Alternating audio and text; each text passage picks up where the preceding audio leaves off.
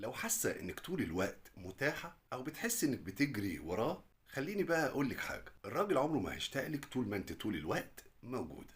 لو عايزاه بقى يشتاقلك فعلا وتعيشي فعلا داخل عقله وتبقي اول واخر واحدة يفكر فيها، تعالى اقولك تعملي ايه. رقم واحد: اختفي شوية. ايوه بجد والله، لازم تختفي شوية. انما لما تفضلي طول الوقت متاحة، اكيد النقطة دي مع الوقت هتخليه يزهق منك. اعملي نفسك مشغولة، مشغولة بحياتك، بصحابك، بشغلك، بدراستك، حتى بنفسك، وهو أكيد هيحس بفراغ، ومن هنا بقى هيبدأ فعلا يشتاق ليك. رقم اتنين: ابعتيله مرة واختفي يومين. يعني مثلا تبعتي رسالة الصبح وتقولي صباح الخير، وبعدها ما ترديش على طول. سيبيه هو يفتكرك، يشتاق لك، يدور عليك، يحس بقيمتك. رقم تلاتة: خليكي غامضة شوية، يعني ما تحرقيش كل كروتك من أولها.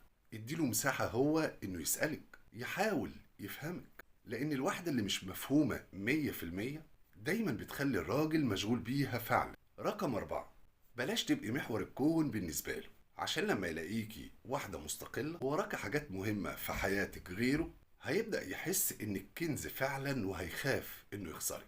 رقم خمسة: ضحكة حلوة، ابتسامة لطيفة، فكرة مختلفة. خليه يخرج من المناقشة معاكي ويقول مع نفسه: يا الإنسانة دي فعلا مختلفة. مهم جدا انك تغيري طريقة تفكيرك في المفاهيم اللي كنت عارفاها قبل اللي قلته ده، لان مش لازم تكوني موجودة ومتاحة طول الوقت تحت مسمى انه علشان يفتكرني. وهدفي من اللي بقوله ده كله علاقة ناجحة سوية. لو عايزين موضوعات تانية اكتبولي في التعليقات عشان تعرفوا كل الأسرار. وبالتوفيق.